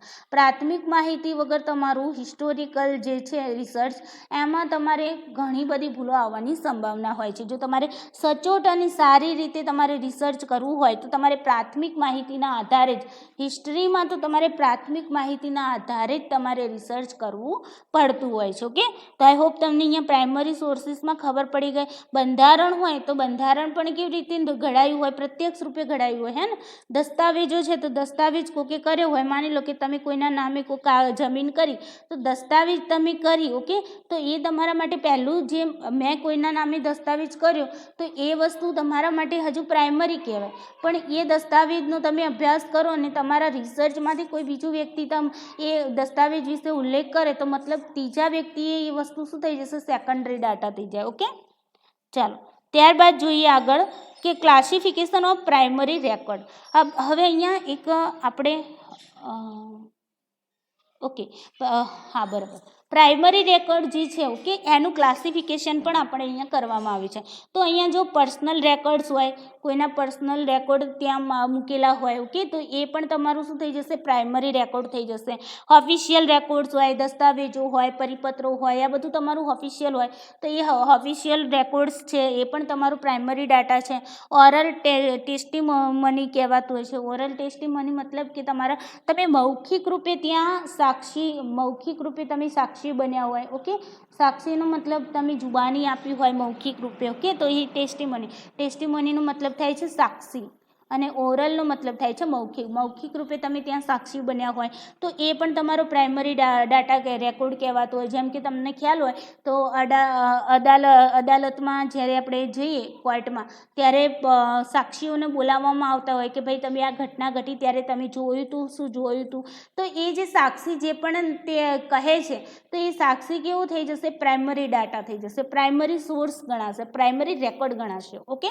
ત્યારબાદ પિક્ચરિયલ પિક્ચરિયલ મતલબ કે ચિત્ર દ્વારા કોઈ રેકોર્ડ્સ તમને મળ્યા હોય ઓકે, તો એ પણ તમારા કેવા થશે, પ્રાઇમરી રેકોર્ડ થશે. મિકેનિકલ રેકોર્ડ, યાંત્રિક રીતે જે પણ રેકોર્ડ હોય, મિકેનિકલના મતલબ શું થાય, યાંત્રિક ઓકે. તો યાંત્રિક રેકોર્ડ જે હોય છે એ પણ તમારો કેવો, પ્રાઇમરી રેકોર્ડ ગણાશે. અને બીજા અન્ય કોઈ પણ રેકોર્ડ્સ હોય છે જે પ્રાઇમરીમાં આવતા હોય, તે તમામ રેકોર્ડ આપણે પ્રાઇમરી રેકોર્ડમાં તમે તેને મૂકી શકો છો. તો અહીંયા જે પ્રાઇમરી રેકોર્ડ છે એના વિશે પણ તમને ખ્યાલ આવી ગયો ઓકે. હવે આપણે જોઈએ ગૌણ સંદર્ભ સ્ત્રોતો, જેને આપણે સેકન્ડરી સોર્સિસ કહીએ છીએ, અથવા તો સેકન્ડરી ડાટા એવો શબ્દ પણ યુઝ કરતા હોઈએ છીએ. ગુજરાતીમાં કહીએ તો ગૌણ માહિતી અથવા તો ગૌણ સંદર્ભ સ્ત્રોતો ઓકે. આ રીતે આપણે બે નામથી તેને ઓળખીએ. તો અહીંયા તમારે ક્યાંય કન્ફ્યુઝ નથી થવાનું, સેકન્ડરીને સમજવાનું છે ઓકે. સોર્સિસ મતલબ કે જ્યાંથી આપણને માહિતી ઉપલબ્ધ થતી હોય ઓકે, એવો સોર્સ આપણે કહીએ છીએ જે આપણને માહિતી પૂરી પાડતી હોય ઓકે. તો અહીંયા તમને કદાચ માહિતી શબ્દ આપે કે પછી તમને અહીંયા સંદર્ભ આપે, સંદર્ભ સ્ત્રોતો આપે, અથવા તો ડાટા આપે, અથવા તો સોર્સિસ આપે, તો ત્યાં કન્ફ્યુઝ થવાનું નથી. તમારો કોન્સેપ્ટ પ્રાઇમરી અને સેકન્ડરી કોને કહેવાય તે ક્લિયર હોવો જરૂરી છે. જે પ્રાથમિક સંદર્ભ સ્થાનોના અભાવે, જુઓ અહીંયા પ્રાથમિક સંદર્ભ સ્થાનો જો તમને ન મળે, પ્રાઇમરી સોર્સિસનો જો તમારા રિસર્ચમાં તમારે જે ડાટા જોઈએ છે એમાં તમને પ્રાઇમરી સોર્સિસનો અભાવ હોય, એટલે કે પ્રાઇમરી સોર્સિસ જો ન મળે એવો હોય અને તેની અધૂરપ તમને જણાય, તો જ તમે ગૌણ સંદર્ભ સ્થાનો તરફ જાઓ છો, એટલે કે તમે સેકન્ડરી સોર્સિસ તરફ વળો છો ઓકે. જો તમારી પાસે પ્રાઇમરી ડાટા ન હોય અથવા તો પ્રાઇમરી ડાટાની અધૂરપ જણાતી હોય, ત્યારે જ તમારે સેકન્ડરી સોર્સિસનો યુઝ કરવાનો છે હિસ્ટોરિકલમાં ઓકે. આ ખાસ યાદ રાખજો મિત્રો. અહીંયાથી ક્વેશ્ચન આવેલો હતો કે ઐતિહાસિક સંશોધન પદ્ધતિમાં કઈ માહિતી અનિવાર્ય હોય છે, તો પ્રાથમિક માહિતી તમારી અનિવાર્ય હોય છે. પ્રાઇમરી ડાટા ગણો કે પ્રાઇમરી સોર્સિસ ગણો, એ પ્રાઇમરી ડાટા કે પ્રાઇમરી સોર્સિસના બેઝ ઉપર જ આપણે રિસર્ચ કરતા હોઈએ છીએ. જેમ કે માની લો કે મારે ગાંધીજીના જીવન ઉપર રિસર્ચ કરવું છે, તો મારે પ્રાઇમરી સોર્સિસનો જ ઉપયોગ કરવો પડે. પ્રાઇમરી સોર્સિસ તરીકે હું શું કરું કે ગાંધીજીના સમયના જે દસ્તાવેજો હોય, પછી ગાંધીજીએ પોતે લખેલી પેલી બુક છે આપણે સત્યના પ્રયોગો, અથવા તો બીજી એમના દ્વારા જે કંઈ બુકો લખાયેલી હોય, એ બધી તમામ વસ્તુઓ મારા માટે શું થઈ જશે, પ્રાઇમરી સોર્સિસ થઈ જશે. તેઓ જ્યાં રહેતા હતા તે જગ્યાએ કોઈ સ્ત્રોતો અવેલેબલ હોય અને એ સ્ત્રોતોનો હું ઉપયોગ કરું, તો મતલબ કે એ વસ્તુ મારા માટે શું થઈ જશે, પ્રાઇમરી ડાટા થઈ જશે.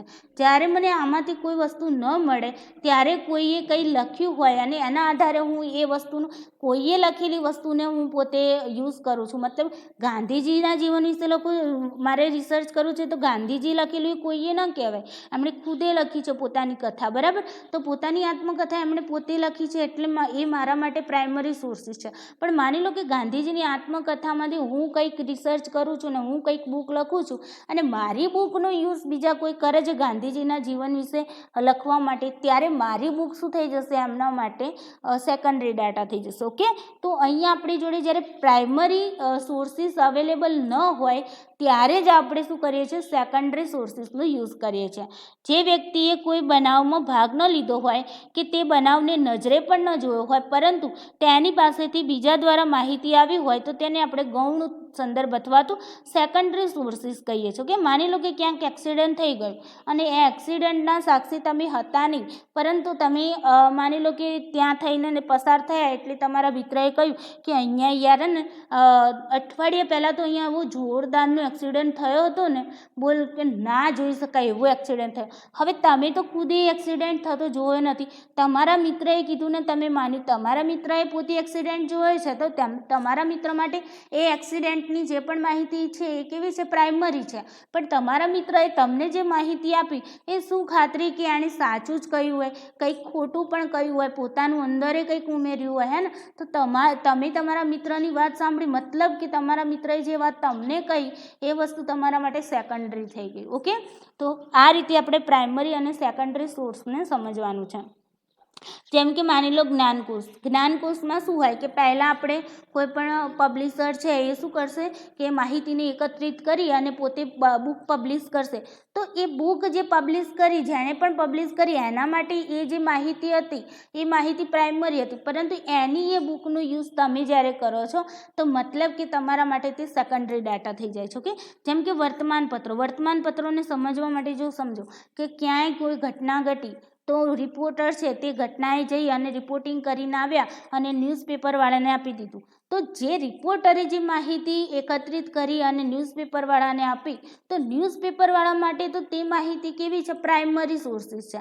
પરંતુ એ ન્યૂઝપેપર જ્યારે આપણા પાસે આવે છે ત્યારે એ ન્યૂઝપેપર આપણા માટે કેવી થઈ જશે? સેકન્ડરી ડાટા થઈ જશે. ઓકે, તો એ જ રીતે સામયિકો, અહીંયા સામયિકો આવશે. ઓકે, સામયિકો પણ એવી રીતે હોય છે. સામયિકો જ્યારે પબ્લિશ કરવાનું હોય ત્યારે માહિતી એ લોકો પબ્લિશર હોય એ માહિતી લાવે અને પછી પ્રકાશિત કરે. તો પબ્લિશર માટે જે પહેલી માહિતી છે એમની પ્રાઇમરી છે, પરંતુ એ બુક એ સામયિકનો આપણે યુઝ કરીએ છીએ, મતલબ કે આપણા માટે એ જ માહિતી, એ જ ડાટા, એ જ સોર્સ આપણા માટે શું બની જતું હોય છે? સેકન્ડરી બની જતું હોય છે. ઓકે, તો આઈ હોપ તમને પ્રાઇમરી સોર્સ અને સેકન્ડરી સોર્સ વિશે ડિટેલ્સમાં માહિતી મળી ગઈ હશે.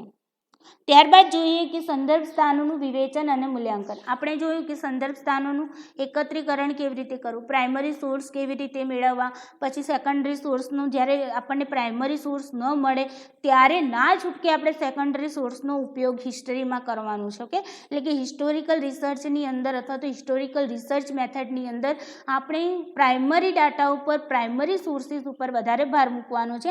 એ અવેલેબલ ન હોય ત્યારે જ આપણે ગૌણ માહિતી અથવા તો ગૌણ સંદર્ભ સ્ત્રોતો અથવા તો આપણે કહીએ સેકન્ડરી સોર્સ અથવા તો સેકન્ડરી ડાટાનો યુઝ કરીએ છીએ. ઓકે, તો જો અહીંયા સંદર્ભ સ્થાનોનું વિવેચન અને મૂલ્યાંકન. હવે આપણે જે પણ સંદર્ભ સ્થાનો છે, આપણે જે પણ રિસોર્સ આપણે મેળવ્યા છે એ રિસોર્સનું આપણે ક્રિટિસિઝમ અને તેનું ઇવેલ્યુએશન કેવી રીતે કરશું? Okay, criticism. ઓકે, અહીંયા થોડું સુધારી દેજો, criticism. Okay, criticism and evaluation of resource. Okay, તો સંશોધક પોતે મેળવેલ અપ્રસ્તુત, ખોટી કે ગેરવ્યાજબી માહિતીમાંથી જો સત્ય ન તારવી કાઢે તો તે મેળવેલ માહિતી કેટલી સાચી કે વિધેયાત્મક છે તે જાણી શકાય નહીં. આ રીતે મૂલ્યાંકનની પ્રક્રિયા કે જે ઉપયોગી અને વિશ્વાસપાત્ર માહિતી મેળવવા માટે વપરાય છે તેને ઐતિહાસિક વિવેચન અથવા તો હિસ્ટોરિકલ ક્રિટિસિઝમ કહે છે. ઓકે, હવે અહીંયા તમને પ્રશ્ન પૂછાઈ શકે છે કે ઐતિહાસિક વિવેચન એટલે શું? વિવેચનનો મતલબ અહીંયા સમીક્ષા પણ થશે. ઓકે, વિવેચનનો મતલબ શું થશે? સમીક્ષા થશે, સમીક્ષા. અને આપણે ઇંગ્લિશમાં જોઈએ તો ક્રિટિસિઝમ. તો અહીંયા જુઓ, ઐતિહાસિક સમીક્ષા છે કે વિવેચન છે તો એમાં શું હોય કે સંશોધક માની લો કે કોઈ માની લો કે આપણે અત્યારે હાલ એક્ઝામ્પલ હમણાં જસ્ટ લીધું કે ગાંધીજીના સત્યના પ્રયોગોની આપણે માહિતી મેળવવાના છે, ગાંધીજીના જીવન વિશે માહિતી મેળવવાના છે. સત્યના પ્રયોગો આપણે લીધી બુક, બરાબર. તો સત્યના પ્રયોગો બુક લીધી, એમાંથી આપણે જે સાચી બાબત હતી, માની લો કે ક્યાંક એવું બની શકે કે કોઈ પબ્લિશર હોય અને એની જે પહેલી શરૂઆતની બુક હોય એમાં થોડું ચેન્જિંગ કરી અને નવી બુક જ્યારે નવી એડિશન બહાર પાડ્યું હોય ને એમાં ચેન્જિંગ કરી અને મૂક્યું હોય, તો મતલબ અહીંયા આપણે એ જોવું પડે કે ભાઈ શરૂઆતમાં જે સામયિક હતું કે જે કંઈ પણ વસ્તુ હતું, જે પણ તમારા સોર્સિસમાં તમે લીધું છે એ વસ્તુ શરૂઆતમાં હતું અને અત્યારે હતું, એમાં કોઈ ફેર છે કે નહીં. જો તેમાં ખોટું કે સાચું તમે અંદરથી તારવી ન શકો તો તેનો કોઈ મતલબ રહેતો નથી. તો તમારે અહીંયા શું કરવું પડે કે તેનું તમારે વિવેચન કરવું પડે, સમીક્ષા કરવી પડે કે શરૂઆતમાં આવું હતું, અત્યારે જે પણ બુકો અવેલેબલ છે એની એ જ બુક આપણી પાસે અવેલેબલ હોય અથવા તો એનું એ જ ડાટા આપણા જોડે અવેલેબલ હોય, પરંતુ એ ડાટામાં ડિફરન્સ આવતો હોય તો ત્યાં તમને સમીક્ષા તમારે કરવી પડે કે ભાઈ જો શરૂઆતમાં આવું હતું, આ દસ્તાવેજ થયો ત્યારે શરૂઆતના દસ્તાવેજમાં તો આવી માહિતી હતી, અત્યારના દસ્તાવેજમાં અહીંયા ક્યાંક ચેન્જિંગ થયું હોય તો આપણે કહી શકાય કે ભાઈ અહીંયા થોડું ચેન્જિંગ થઈ ગયું. કે જેમ કે આપણે બંધારણ છે તો શરૂઆતમાં જ્યારે બંધારણ ઘડાયું ત્યારે કંઈક અલગ હતું અને અત્યારે અંદર થોડા સુધારા વધારા થતા આવ્યા હોય તો એ પણ આપણે ત્યાં જોવું પડે. ઓકે, તો એને જ આપણે કહીએ છીએ ઐતિહાસિક વિવેચન એટલે કે ઐતિહાસિક સમીક્ષા. હવે ઐતિહાસિક સમીક્ષા છે તો અથવા તો ઐતિહાસિક વિવેચન છે તેના પણ બે પ્રકારો પડે છે. એક છે તમારું બહિર્ગત પરિશીલન અથવા તો વિવેચન અથવા તો આપણે સમીક્ષા કહીશું. ઓકે, અહીંયા તમને ગુજરાતીમાં ઘણા બધા નામ જોવા મળશે. ત્યારબાદ બીજો પ્રકાર છે અંતર્ગત પરિશીલન, વિવેચન અથવા તો સમીક્ષા. અંગ્રેજીમાં કહેવું તો એક્સટર્નલ ક્રિટિસિઝમ અને ઇન્ટરનલ ક્રિટિસિઝમ. હવે જો એક્સટર્નલનો મતલબ બાહ્ય અને ઇન્ટરનલનો મતલબ આંતરિક, તો બાહ્ય સમીક્ષા, આંતરિક સમીક્ષા. ઓકે, આ બે પ્રકારો તમારા સંદર્ભ સ્થાનોના વિવેચનમાં બે પ્રકારો જોવા મળતા હોય છે. હવે જુઓ એક્સટર્નલ ક્રિટિસિઝમમાં શું હોય કે માહિતીની પ્રમાણભૂતતા કેટલી છે, માહિતી કેટલી પ્રમાણભૂત છે તે જાણવા માટે આપણે કરવામાં આવતી કસોટીને આપણે શું કહીએ છીએ, બાહ્ય યથાર્થતા. બાહ્ય યથાર્થતાનો મતલબ જ એક્સટર્નલ ક્રિટિસિઝમ કહેવામાં આવતું હોય છે. એટલે કે કેટલી યથાર્થ છે તેની પ્રમાણભૂતતા કેટલી છે માહિતીની. તો તમને અહીંયા પૂછી શકે છે કે બહિર્ગત પરિશીલન, બહિર્ગત વિવેચન, બહિર્ગત સમીક્ષા અથવા તો બાહ્ય યથાર્થતા કોને કહેવામાં આવે છે. તો બાહ્ય યથાર્થતામાં શું જોઈએ છે, માહિતીની પ્રમાણભૂતતા જોઈએ છે. મોસ્ટ ઇમ્પોર્ટન્ટ વસ્તુ છે, ખાસ નોંધી રાખજો, પ્રમાણભૂતતા જોઈએ છે. ઓકે, માહિતીની પ્રમાણભૂતતા જોવામાં આવે છે એક્સટર્નલ ક્રિટિસિઝમમાં. જ્યારે ઇન્ટરનલમાં શું આવશે, તો ઇન્ટરનલમાં જે પણ સંદર્ભ સાહિત્ય છે, જે પણ તમારા રિસોર્સિસ છે તેમાં જે હાર્દ રહેલું છે તેનું અર્થઘટન અને તેની વિશ્વસનીયતા કેટલી છે, તેનું અર્થઘટન કેવી રીતે કરવામાં આવ્યું છે. ઓકે, અર્થઘટન કેવી રીતે કરવામાં આવ્યું છે અને તેની વિશ્વસનીયતા કેટલી છે, તે કેટલું વિશ્વસનીય છે, જે પણ તમને સ્ત્રોતો મળ્યા છે, જે સોર્સિસ મળ્યા છે તે વિશ્વસનીય છે કે નહીં, અને છે તો કેટલી હદ સુધી તે વિશ્વસનીય છે. તો અહીંયા તમારે બે વસ્તુ યાદ રાખવાની, એક્સટર્નલમાં શું આવશે, માહિતીની પ્રમાણભૂતતા આવશે, ઇન્ટરનલમાં શું આવશે, અર્થઘટન અને વિશ્વસનીયતા આવશે. ઓકે, તો આઈ હોપ તમને અહીંયા ખ્યાલ આવી ગયો છે કે આપણે માહિતીનું વિવેચન જ્યારે કરીએ છીએ ત્યારે તે માહિતીની પ્રમાણભૂતતા ચેક કરીએ છીએ, તેની બાહ્ય વસ્તુઓ આપણે શું કરતા હોઈએ છીએ, તેને જોતા હોઈએ છીએ કે બાહ્ય યથાર્થતા તેની કેટલી છે અને તેના આધારે આપણે નક્કી કરતા હોઈએ છીએ કે ભાઈ આપણી જે માહિતીની પ્રમાણભૂતતા છે તે કેવી છે, સારી છે કે ખરાબ છે. જેમ કે અહીંયા આપણે એક્ઝામ્પલ લઈએ તો જે હસ્તાક્ષરો છે, લિપિઓ છે, હસ્તલેખો છે, જોડણીઓ છે, ભાષાઓ છે, રિવાજો છે, તો આ બધી વસ્તુ તમારી બાહ્ય યથાર્થતામાં આવી જશે. ઓકે, તો એ તમને શું માહિતીની પ્રમાણભૂતતા દર્શાવતી હોય છે કે હસ્તાક્ષર પ્રમાણભૂત હતા કે નહીં, લિપિઓ પ્રમાણભૂત છે કે નહીં, હસ્તલેખો પ્રમાણભૂત છે કે નહીં. ઓકે, જ્યારે આપણે ઇન્ટરનલની વાત કરીએ તો ઇન્ટરનલમાં શું આવે કે જે પણ લેખક છે કે કોઈ માની લો કે કોઈ સાહિત્યકાર છે, એણે કંઈ પણ લખ્યું છે તો તેણે જે પણ લખ્યું છે તે કેટલી ગહનતાથી લખ્યું છે, કેટલી સત્યતા છે. વિશ્વસનીયતાનો મતલબ તેમાં કેટલી સત્યતા છે. ઓકે, કે ઘણી વખત એવું બને કે કોઈ પણ લેખક હોય ને તો એની એક અમુક મર્યાદા હોય જેના કારણે તે માની લો કે હું મારી જ આત્મકથા લખતી હોઉં. ઓકે, હવે મારી આત્મકથામાં એવું ક્યાંક એવું ઉલ્લેખ હોય કે જે મારાથી કંઈક ખોટું કાર્ય થઈ ગયું હોય અને આ ખોટું કાર્ય જો હું મારી આત્મકથામાં એડ કરું તો મારી ઇમેજ ખરાબ થવાની સંભાવના બનતી હોય. તો એવા સમયે માની લો કે હું મારી આત્મકથામાં એ વસ્તુનો ઉલ્લેખ નથી કરતી, તો મતલબ કે અહીંયા મેં શું કર્યું છે, ક્યાંક ના ક્યાંક કંઈક વસ્તુ છુપાવી દીધી છે, જેનાથી મારા વિશે કંઈ પણ માહિતી કોઈને જોઈતી હોય તો તે તમને પરફેક્ટ ન મળી શકે. ઓકે, જેમ કે પહેલાંના સમયમાં એવું હતું કે રાજાઓ જે હતા, રાજાઓ મહારાજાઓ હતા, પોતાના દરબારમાં લેખકોને કવિઓ રાખતા અને પછી પોતાના નામની બુક લખાવતા અને પછી ઘણી વખત દબાણ પણ કરવામાં આવતું કે ભાઈ તમારે આ વસ્તુ નથી લખવાનું. માની લો કે કોઈ રાજાએ કોઈ બીજા રાજ્ય સાથે અન્યાય કર્યો હોય અને તે પોતાના દરબારના જે લેખક હોય એને એમ કહે કે ભાઈ તમારે આ વાતનો ઉલ્લેખ આમાં નથી કરવાનો, બરાબર ને. તો મતલબ કે શું થયું કે તેણે તે માહિતી છુપાવી, હે ને. જે લેખક હતો તેણે શું કર્યું, તે માહિતી છુપાવી. કોના કારણે? રાજાએ દબાણ કર્યું, તેને ડર આપ્યો, એને ધમકાવ્યો, એટલા માટે એણે નથી લખ્યું. તો માટે આપણને એ રાજા વિશે જે માહિતી છે, એના રાજાના સારા ગુણો તો આપણને ખ્યાલ આવ્યા, પણ ક્યાંક એનો દુર્ગુણ આપણે શોધવું હોય તો પણ આપણને મળી શકતો નથી. ઓકે, તો આ થઈ ગયું તમારું ઇન્ટરનલ ક્રિટિઝમ, જ્યાં શું હોય છે કે તમારી વિશ્વસનીયતા, તમે જે સોર્સ લીધો છે તેની વિશ્વસનીયતા કેટલી છે, તેમાં કઈ રીતે અર્થઘટન કરવામાં આવ્યું છે, કેવા પ્રકારનું અર્થઘટન કરવામાં આવ્યું છે, એ તમામ બાબતો તમારી શેમાં આવી જશે? ઇન્ટરનલમાં આવશે. તો અહીંયા તમારે બે વસ્તુ યાદ રાખવાની છે, એક્સટર્નલમાં તમારી પ્રમાણભૂતતા આવશે, ઇન્ટરનલમાં તમારી અર્થઘટન અને વિશ્વસનીયતા આવશે. ઓકે, ત્યારબાદ જોઈએ મિત્રો કે ઇન્ટરનલ ક્રિટિઝમ છે એના પણ બે પ્રકારો છે. એક તો તમારું પોઝિટિવ છે અને બીજું છે તમારું નેગેટિવ. તો પોઝિટિવ ઇન્ટરનલ ક્રિટિઝમ અને નેગેટિવ ઇન્ટરનલ ક્રિટિઝમ. હવે જો વિધેયાત્મકમાં પોઝિટિવમાં શું થશે કે તેમાં લેખકે શું કર્યું હોય કે જે પણ વસ્તુ હોય તે તમામ બાબતોને તેણે સત્ય લખ્યું હોય. ઓકે, સત્ય બતાવ્યું હોય. આપણે વિશ્વસનીયતામાં એ વાત કરીએ ને કે તેમણે કેટલું સત્ય દર્શાવ્યું છે, કઈ બાબતો તેમણે છુપાવી છે. ઓકે, કોઈના ડરથી કંઈ છુપાવ્યું છે કે નથી છુપાવ્યું. તો આ વસ્તુ જો તે પોતે સત્ય, બધી માહિતી સત્ય અંદર એડ કરી હોય તો એ તમારી પોઝિટિવ ઇન્ટરનલ ક્રિટિઝમ કહેવાશે. જ્યારે નેગેટિવમાં શું થશે કે લેખક છે તેના પૂર્વાગ્રહો અંદર એડ થઈ જતા હોય છે.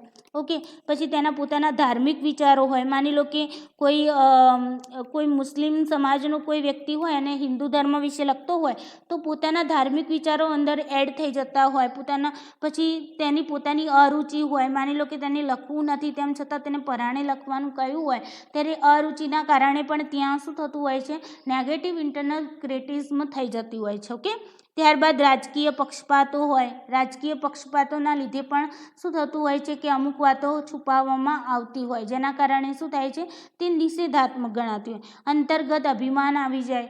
તમારું જે અંતર્ગત અભિમાન છે, તમારા અંદર જે અભિમાન હોય, તમને એમ થાય કે આ વાત જાહેર કરીશ તો મારું સ્વમાન, મારો ઈગો હર્ટ થઈ જશે, હે ને. તો અંતર્ગત અભિમાન હોય. પ્રયુક્તિઓ હોય, અમુક એવી પ્રયુક્તિઓ હોય જેના કારણે આપણે શું થતું હોય છે કે અમુક બાબતો જાહેર કરી શકતા હોતા નથી. વિષય વિશેની અજ્ઞાનતા હોય. જો વિષયની તમને અજ્ઞાનતા હોય તો પણ આપણે શું કરીએ છીએ, અમુક વસ્તુ અંદર એડ થતી હોતી નથી. ઓકે, ત્યારબાદ અર્ધ સત્ય કે ખોટું કહેવું. ઓકે, ઘણી વખત એ કહ્યું ને કે રાજાએ કહ્યું કે ભાઈ આ દુર્ગુણ તારે લખવાનું નથી, તો એ વ્યક્તિ લખે નહીં એટલે કે ખોટું લખે અથવા તો અધૂરું લખે. ઓકે, એટલે કે અધૂરી માહિતી આપે. તો આ બધી વસ્તુ તમારી શેમાં જતી રહેશે? નેગેટિવ ઇન્ટરનલ ક્રિટિઝમમાં જશે. જ્યારે પોઝિટિવમાં શું હશે, જે એનો મૂળ અર્થ હોય, ઓકે, મૂળ ખરો અર્થ હોય, સત્ય હોય જે વસ્તુ, એ બધી બાબતોને આપણે અહીંયા જોતા હોઈએ છીએ. ઓકે, તો આઈ હોપ તમને અહીંયા ઇન્ટરનલ ક્રિટિઝમમાં પણ ખ્યાલ આવી ગયો હશે. ઇન્ટરનલ ક્રિટિઝમના પણ બે પ્રકારો છે, એક પોઝિટિવ ઇન્ટરનલ ક્રિટિઝમ અને નેગેટિવ ઇન્ટરનલ ક્રિટિઝમ. હવે ત્યારબાદ મિત્રો એ આપણે જોઈ લીધું કે સંદર્ભોનું આપણે શું કર્યું, સંદર્ભોનું એકત્રીકરણ કર્યું. ત્યારબાદ બાહ્ય સમીક્ષા, આંતરિક સમીક્ષા કરી અને તેના પછી આપણે શું કરતા હોઈએ છીએ કે જે પણ આપણે ઉત્કલ્પના, માની લો કે તમે ઉત્કલ્પના રચી હોય તો ત્યાં ઉત્કલ્પનાની રચના કરવાની હોય. ઉત્કલ્પનાઓની રચના કરી હોય અને એ રચના કર્યા બાદ તમે શું કરો છો, તેના વિશે ડિટેલ્સમાં માહિતી મેળવતા હોવ છો, બરાબર. તો આ બધું આપણે ઉત્કલ્પનાના આધારે પણ માહિતી એકત્ર કરતા હોઈએ છીએ કે જે ઉત્કલ્પના તમે બનાવી છે તેના કારણે પણ તમે માહિતી ભેગી કરતા હોય છો. અને છેલ્લે તમે શું કરો છો, પરિણામો જે છે તમને જે પણ પરિણામો પ્રાપ્ત થયા, જે પણ જાણકારી પ્રાપ્ત થઈ, એ પરિણામો જે પ્રાપ્ત થયા છે તેનું અર્થઘટન કરીએ છીએ આપણે. તેનું શું કરીએ છીએ? અર્થઘટન કરીએ છીએ. અને તેનું અર્થઘટન કરી પૃથ્થકરણ કરીએ, અર્થઘટન કરીએ, બરાબર. અને ત્યારબાદ લાસ્ટમાં આપણે રિપોર્ટિંગ કરતા હોઈએ છીએ. રિપોર્ટિંગ મતલબ કે તમે તેનો અહેવાલ બનાવતા હોય છે કે ભાઈ મારી આ જે મેં આ રિસર્ચ કર્યું છે એમાં મને આ બધી વસ્તુઓ જોવા મળી, અને આખું રિપોર્ટિંગ, જેને આપણે થીસીસ પણ કહીએ છીએ. ઓકે, તો થીસીસ જે બનાવીએ છીએ લાસ્ટમાં બનાવીએ છીએ તે રિપોર્ટિંગ કરીએ છીએ જે પણ તમારું રિસર્ચ કર્યું હોય તેમાં. ઓકે, તો આ રીતે સ્ટેપ બાય સ્ટેપ આપણે આખું જે હિસ્ટોરિકલ રિસર્ચ છે તેમાં આપણે કાર્ય કરતા હોઈએ છીએ. હવે મિત્રો અહીંયા જુઓ કે જે નવા સંશોધકો હોય છે તેમના દ્વારા કેટલીક ભૂલો પણ થતી હોય છે, તો એ ભૂલોને પણ આપણે જોઈ લઈએ. કેવા પ્રકારની ભૂલો નવા સંશોધકો કરતા હોય છે? તો જે ક્ષેત્રમાં પૂરતા સંદર્ભો ન હોય તેવા ક્ષેત્રની આપણે પસંદગી ઘણી વખત કરતા હોય. ઓકે, ઘણી વખતે આપણને એમ લાગે કે ભાઈ મારે આ ક્ષેત્ર ઉપર રિસર્ચ કરવું છે, પરંતુ તેના જે સોર્સિસ હોય એ તમારી જોડે અવેલેબલ હોતા નથી. તો એવું ઘણી વખત એ રિસર્ચર કરતા હોય છે. પછી ઘણી વખત કેવું કરે, તેઓ જે સમસ્યા છે બહુ વિશાળ ક્ષેત્ર લઈ લે. એટલે કે માની લો કે હું આખું ગુજરાત લઈ લઉં, અથવા તો માની લો રાજસ્થાન, ગુજરાત, આખું ભારત લઈ લો. તો મતલબ એ ક્ષેત્ર તમારું વિશાળ થઈ જાય. હવે વિશાળ ક્ષેત્રમાં જ્યારે તમે રિસર્ચ ડીપલી કરવાનું હોય તમારે, ત્યારે તમારો સમય, પછી તમારો ખર્ચ ને બધું, તમારી શક્તિ, આ બધું જ વધારે વેડફાતું હોય, હે ને. તો એવું પણ આપણે ન કરવું જોઈએ. ત્યારબાદ આપણે જે પણ ગૌણ સંદર્ભ સ્થાનો લઈએ છીએ, ઓકે, તો એના ઉપર આપણે ગૌણ સંદર્ભ સ્થાનો તો ન જ લેવા જોઈએ. મતલબ કે તમારા સેકન્ડરી સોર્સિસનો તમારે બહુ ઓછો ઉપયોગ કરવો જોઈએ હિસ્ટોરિકલમાં. ઓકે, મોસ્ટલી તમારે પ્રાઇમરી સોર્સિસનો જ ઉપયોગ કરવો પડે. પ્રાઇમરી સોર્સિસના બેઝ ઉપર જે પણ માહિતી મેળવશો તે તમારી કેવી હશે? પરફેક્ટ હશે. પણ તમે જો જ્યાં તમે સેકન્ડરી સોર્સિસનો યુઝ કરશો ત્યાં તમારી માહિતીમાં ક્યાંક ને ક્યાંક કંઈક ને કંઈક ખામી આવવાની સંભાવના રહેતી હોય છે. ઓકે, અને ઘણી વખત એ રિસર્ચર એવું પણ હોય છે કે રિસર્ચ કરતાં કરતાં થાકી જતું હોય છે, તેનામાં નિરસતા આવતી હોય છે. તો આ પણ વસ્તુ તેનામાં ન આવવી જોઈએ. પક્ષપાત બિલકુલ પણ ન થવો જોઈએ. અહીંયા અનાત્મલક્ષી હોવું જોઈએ. એટલે કે તમારું રિસર્ચ જે છે તે તમારું ઓબ્જેક્ટિવ હોવું જોઈએ. ઓબ્જેક્ટિવનો મતલબ છે તમારું અનાત્મલક્ષી હોવું જોઈએ. ત્યાં તમારે કોઈ પણ પ્રકારનો પક્ષપાત કે પૂર્વાગ્રહ અંદર એડ થવો જોઈએ નહીં. ઓકે, અને જે જેવું છે તેવું જ તમારે અહીંયા રિસર્ચમાં દર્શાવવું પડે. જે પણ તમને આધારભૂત પુરાવાઓ મળ્યા છે એ આધારભૂત પુરાવાના આધારે જ તમારે ત્યાં માહિતીની સમીક્ષા કરવી જોઈએ. ઘણી વખતે આપણે આપણા પક્ષપાતો કે આપણા વિચારો ત્યાં અંદર એડ કરવાના નથી. આપણા પૂર્વાગ્રહો, આપણી વિચારધારણાઓ, આ બધું અંદર એડ કરવાનું નથી. અહીંયા જે જેવું છે એવું જ તમારે અહીંયા એડ કરવાનું હોય છે. એટલા માટે હિસ્ટોરિકલ રિસર્ચ જે છે તેને આપણે વૈજ્ઞાનિક પદ્ધતિ પણ કહેતા હોઈએ છીએ. વૈજ્ઞાનિક સંશોધન પણ એને આપણે એનો દરજ્જો આપતા હોઈએ છીએ. કારણ કે અહીંયા સિસ્ટમેટિક રૂપથી તમારે શું થતું હોય છે? રિસર્ચ થતું હોય છે. ને અહીંયા તમને ઓબ્જેક્ટિવિટી જોવા મળતી હોય છે. બાકી મોટાભાગના ક્વોલિટેટિવ રિસર્ચ છે તો એ ક્વોલિટેટિવ રિસર્ચમાં શું હોય છે કે ત્યાં સબ્જેક્ટિવિટી વધારે હોય છે. હિસ્ટોરિકલ રિસર્ચ એવું છે કે જ્યાં તમારી ઓબ્જેક્ટિવિટી તમને જોવા મળતી હોય છે. ઓકે, તો આઈ હોપ મિત્રો તમને હિસ્ટોરિકલ રિસર્ચ જે મેથડ છે એ મેથડ તમને સારી રીતે સમજાણી હશે. જો તમને હજુ પણ કંઈ કન્ફ્યુઝન હોય તો તમે મને કમેન્ટ બોક્સમાં કમેન્ટ કરીને જણાવી શકો છો. અને જો કમેન્ટ બોક્સમાં કમેન્ટ ન કરવી હોય તો તમે GSETનું ગ્રુપ ચાલે છે ટેલિગ્રામમાં, તો તે ટેલિગ્રામના ગ્રુપમાં જોઈન થઈ અને મને પર્સનલ મેસેજ પણ કરી શકો છો. તો મિત્રો આજના માટે આટલું જ. Thank you so much.